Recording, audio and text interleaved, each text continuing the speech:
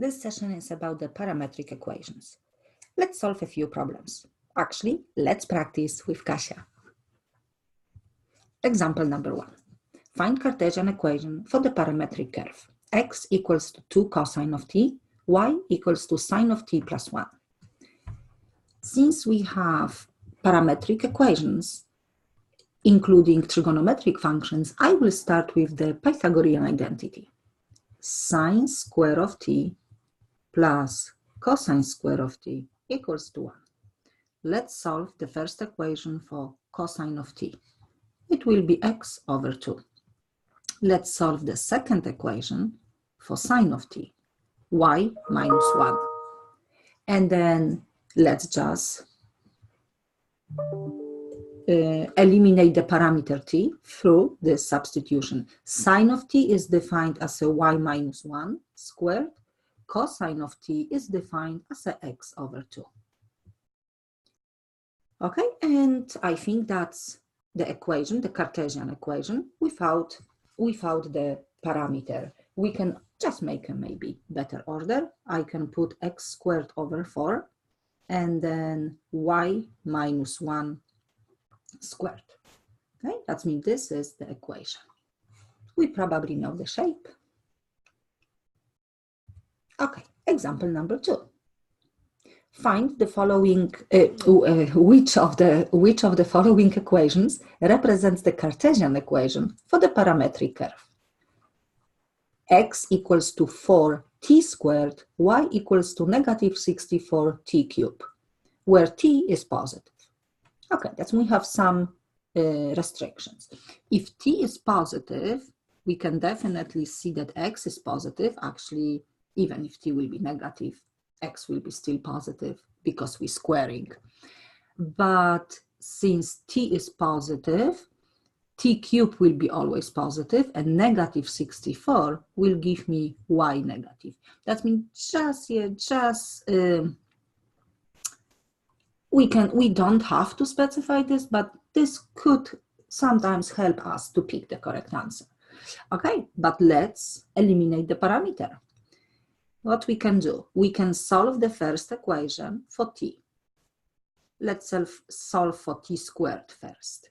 We will divide both sides by 4, and now, okay, taking a square root of both sides, of course, we can put positive and negative, but since t is positive, I will just leave it positive.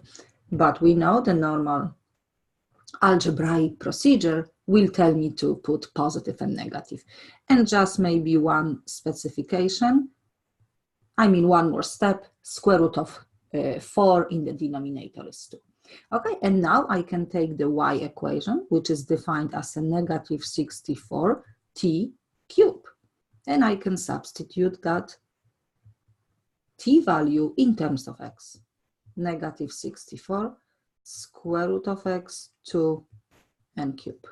And negative 64, square root of x cube, I can put cube inside, and 2 cube is 8. I can simplify 64 and 8, this will be 1 and this will be 8, because 64 divided by 8, of course, is 8. That means we have the final answer, negative 8. And since all of the options are provided in the power form, we know that the square root is the quantity to the power of 1/2, and we had 3 halves. Okay, this is the final answer. Negative, because if x is positive, y will be negative and makes sense. Everything works well. Example number 3. If x is equal to t minus 2 and y equals to 3t minus b are the parametric equations of the curve, and y equals to 3x minus 9 is the Cartesian equation for the same curve, determine b. Okay, I can see that my parametric equations looks like that. We have the quantity b. And what we actually have, we do have Cartesian equation given. That's actually nice. That means what we can do, we can start working on this part. We can start eliminating parameter t in order to get the Cartesian equation. And we will have our final answer in terms of b, of course, in terms of x, y, and b, and we can probably compare to the given equation. Okay, let's try. I will solve the first equation for t. It will be x plus 2, and I will substitute to the second equation, 3 times t minus b. And t is defined in terms of x as a x plus 2. Okay, I will copy this equation, and then I have y equals to 3x plus 6. I will distribute this, minus b. Okay, that means this looks like my Cartesian equation, and I can write underneath here, okay, and it match 3x, but what I have plus 6 minus b. That means I'm assuming that positive 6 minus b must be the same quantity like 9, yeah? Because they are the same curves. Okay, that means let's just put this 6 minus b equals to negative 9. Yeah, we can see both of the circles. And then negative b equals to negative 9 minus 6, which is negative 15, of course, positive 15. And the final, I mean, we have to just find, we don't have to. Oh, we know the equation. I wanted to write the final equation, but this was actually given. Okay, we have to determine the quantity b. It is 15. Example number 4. Okay, this question asks for a little bit of calculus with the parametric equations. For the parametric equation, sine cube of t and cosine cube of t defined for x and y respectively, find dy dx. Okay, that means dy dx, of course, means that I have to differentiate equation y with respect to t, and then differentiate equation x with respect to t. Okay, derivative of cosine cube of t. Actually, I can write this. We will differentiate cosine cube, and we will differentiate with respect to t sine cube of t. Okay, quantity cube. The derivative of quantity cube is 3 times quantity squared times derivative of this quantity. That means this is cosine of t, and derivative of cosine is negative sine of t. Okay, and let's repeat the same. Let's repeat the same for denominator. 3 times quantity squared, and quantity is sine of t, and derivative of sine of t is cosine of t. And let's simplify a little bit. That's gone. What we can do? We can say, oh, we can still simplify. Oh, I am just not seeing this. Cosine and squared, sine and squared. Okay, that means what's left? Negative and 1 cosine of t stays, and just 1 sine of t.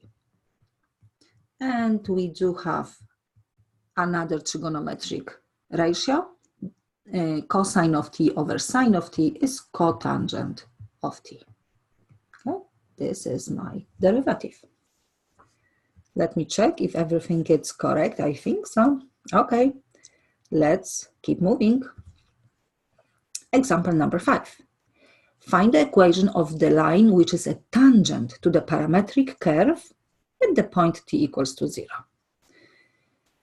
And the parametric curve is defined as a t squared minus sine of t, and y is defined as a 3e to the power of t over 2. Okay, of course, we need an equation.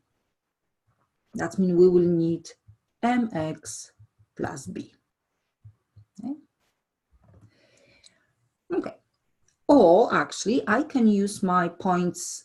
First of all, slope. Okay, M is slope. Slope, of course, is the derivative, okay, at the given point, at t equals to 0, when the t is equals to 0. Okay, that's me. First of all, let's find the derivative. dy dx, we will differentiate y and we will differentiate x with respect to t. Okay, derivative of y, it will be constant free. E to the power of t over 2 is just e to the power of t over 2 times 1/2. Follow the chain rule. And now derivative of t squared minus sine of t is 2t minus cosine of t. Okay, and now computing the derivative at the point when t is 0, we will have 3 e to the power of 0 times 1/2. Okay, and then 2 times 0 minus cosine at 0. E to the 0, of course, is 1. That means we have 3/2, 0, and cosine at 0 is 1. That means the final form is 3/2 but negative. That's the slope.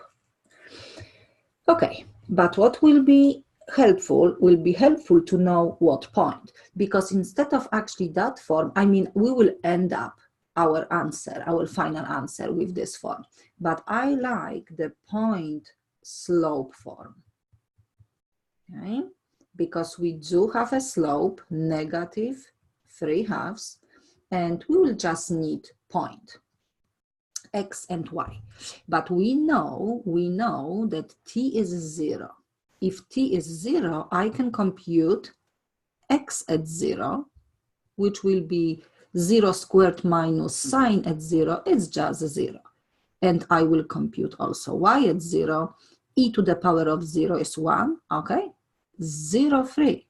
That means the corresponding point for t, for the parameter t equals to 0 is 0, 3. I can put 3 and 0. And my final form will be negative 3/2 x. 0 will give me 0, and I will add 3 to both sides. This is the equation of the tangent line. Example number 6.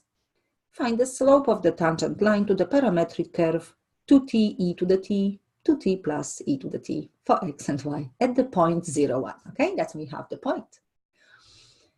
But let's see what we need just the slope. Okay, just the slope of the tangent line. It will be the derivative at the point 0, 1. Okay, it means dy dx for the parametric curves is derivative of y and derivative of x.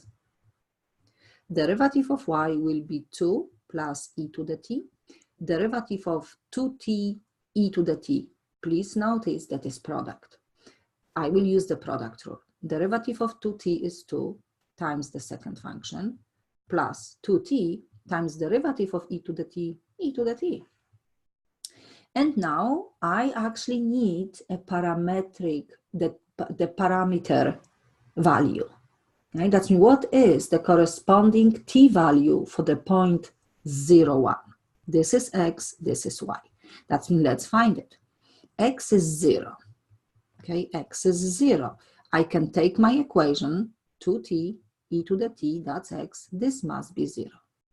That means this 2t must be 0, or because it's product, e to the t must be 0. 2t is 0 if t is 0, but e to the t is never 0. That we only have this. And I believe this will work. Let's check for y. Y must be 1. Y is defined as a 2t plus e to the t equals to 1. Okay, that means this is the type of the equation that we don't really want to follow like the algebraic steps because it's linear and exponential, but we can definitely try if t equals to 0 works. 2 times 0 is 0, e to the 0 is 1. That means this will work. That means please Remember that sometimes we can just use whatever we have, or we can kind of like take the educated guess. Okay, that means for the corresponding point 0, 1, the parameter is 0. 0. Let's substitute. 2 plus e to the 0, 2 e to the 0, and actually this is 0. This will be 3 over 2 because that's gone. Okay, that means slope of the tangent line is 3/2, similar to the previous one. Okay, and I have, I believe, few more. Example number 7. Consider the following parametric equation and find the points on the curve where the tangent is vertical. Okay, that means what we know. Having a derivative, which is defined dy dx, derivative of y with respect to t, derivative of x with respect to t.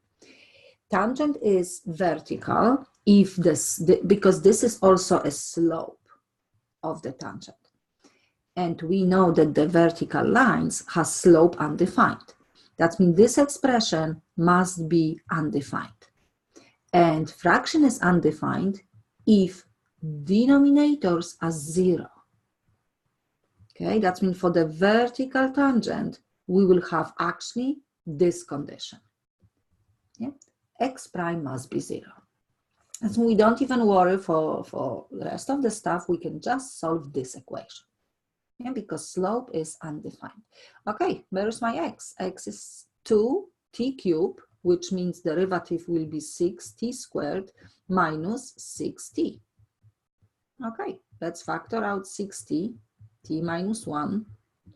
6t is 0, or t minus 1 is 0. T is 0, and t is 1. Since we have no restriction, both of the points works. That means that's the, well, actually we have to be careful because they're asking for the points. That means but when the parameter t is 0 or the parameter t is 1, we have vertical tangent. The curve will have vertical tangent. Okay, let's find the corresponding points. If t is 0, okay, x will be actually 0, and y will be 0, 0, 0, 2. Okay, that means the first point is 0, 2. When t is 1, x is, I'm just substituting 2 times, I'm substituting here. 2 minus 3, negative 1. And then it will be 1 minus 4 plus 2. 3, minus 1. The second point is negative 1, negative 1. I will remove my notes. Okay, that means this is the final answer. Yeah, did I do my 1 minus 4, negative 3, plus 2, negative 1, okay? Just checking. Okay, and I have one more. Consider the following parametric equations. Again, it's given. For what values of t, okay, that means now we're just looking for the values of t, is the graph of xy concave upwards, okay? For concavity, we definitely need the second derivative, okay? And we know the second derivative must be positive. Wow, second derivative for the parametric equation. That means, first of all, let's find the first derivative. I can actually say second derivative, okay, if we like this way, because I don't know if we remember this notation, but yeah, that's what we have to solve. Second derivative must be positive for the curve to be concave up. Okay, let's find the first derivative, because of course, that's the first step. We will differentiate y, we will differentiate x. Y is 12t cubed minus 24t squared. Okay, and derivative of x is just t minus 2. Okay, not bad. Are we okay with this? I think, yeah, I'm just checking. Let's simplify. I will factor out 12t squared. We will have just t minus 2. Oh, wow, that's actually really nice. And I can simplify. Of course, if the first derivative is not defined at t equals to 2, which probably is a critical point, but that's not a question at the moment. Oh, that's squared. That's squared. Okay, that means now let's find this was the first derivative.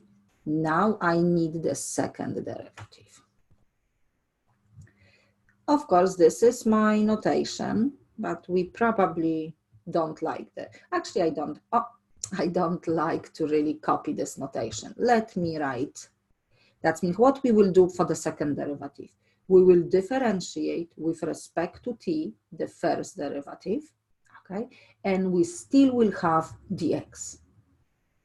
Again, we will differentiate with respect to t, the first derivative, which I can put 12t squared, and still derivative of t. Yes, we remember that. So let's just put differentiate 12t squared will be 24t, and derivative of x is actually, okay, it's t minus 2. Okay, that means this is my second derivative. And my second derivative must be positive. Okay, that means I have rational inequality. In order to solve it, I need the zeros from the top and zeros from the bottom. That means t equals to 0 and t equals to 2 are my zeros, but that's not the solution.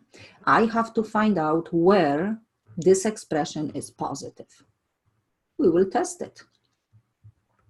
0 and 2, and this is I can write this second derivative.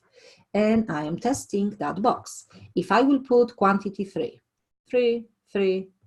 24 times 3 minus 2, it's positive. When I will put 1, I have 24 times 1 positive, but 1 minus 2 is negative. And when I put negative 1, negative over negative, positive.